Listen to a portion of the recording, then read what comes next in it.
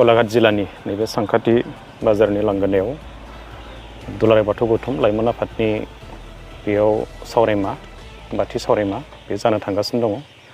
दिनै जोङो बेयाव बानजाय आफादनि जि मावख' बेखौ बेखेवनानै लाबाय आरो बेखेवगिरि महरै जों बाहागो लादोंमोन दुलाराय बाथौ गौथुमनि मिरुनि लेङाइ आफादगिरि अमृत गयारि मानगोनां बिथाङा। जोङो जोबोद मोनसे गोख्रों बानजाय आफाद बेयाव दानानै लादों। बेलकान्त बसुमतारी आफादगिरि आरो गाहाय लेंथुमगिरि महरै जोङो जिबन बसुमतारी गलाघाट जिल्लानि भाइस चेयारमेन आइटिटिपिनि बिथांखौ गाहाय लेंथुमगिरि महरै लानानै बानजाय आफाद दानानै लादों आरो मोनफ्रोमबो दालाय आफादा बेयाव दानानै लाजाबाय बानजाय आफादनि।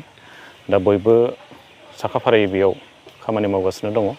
जों मिजिंथिदों गलाघाट जिल्लायाव जोङो नायदों बेयाव मिरुनि मोनफ्रोमबो जोंनि माहारियारि आफाद जेरै बर' थुनलाइ आफाद, दुलाराय बर' फरायसा आफाद, दुलाराय बर' आइजो अनसाय आफाद, बे आफादफ्रा बेयाव मिरुनि बे खुंजाखांबाय आरो धोरोमारि आफाद हिसाबैबो दुलाराय बाथौ गौथुमनि सेमिनार बेबो जालांबाय। बेजों लोगोसे दुलाराय ब्रह्म धर्म परिचालना समिति बेनिबो जि मिरु आफाद बेयाव जालांनाय जों बेखौ नुदों। मोनसेल' नैबे दुलाराय बाथौ गौथुमनि बे जि सेमिनार लाइमोन आफादनि बे जानो बाखि दङमोन बेबो जानो थांगासिनो दङ। फैगौ डिसेम्बर दाननि 27, 28 आरो 29 थारिखआव जिल्लानि जागोन आरो बाखिया मिरुनि 28 आरो 29 थारिखआव डिसेम्बरनि बे मिरुनि सावरायनाया बेयाव जागोन।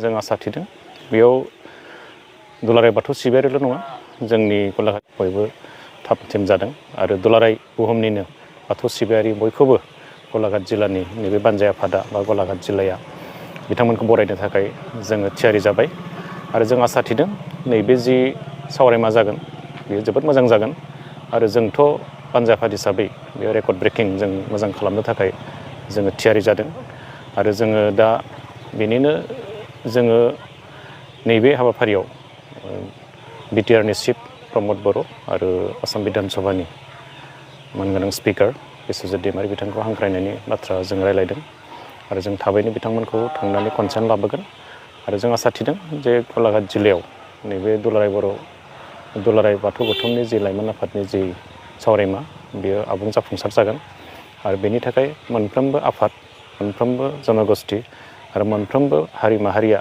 बेयाव ज' ज'यै जे बाहागो लागोन जों बेखौ मिजिंथिदों आरो हांख्रायनाया बेनो जोङो नैबे जिहेथु दुलाराय बेयाव हयथ' जों मिथिनायाव नेपालनिफ्रायबो फैगोन, बेयाव बांलादेशनिफ्रायबो फैगोन, त्रिपुरानि फैगोन, वेस्ट बेंगलनिफ्राय बेयाव फैगोन।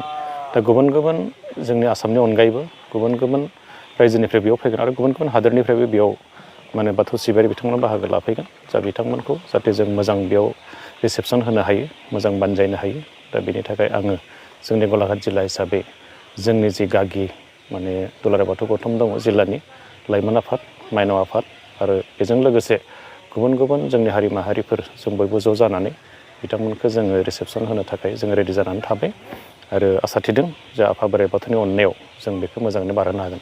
गोजोन्थों।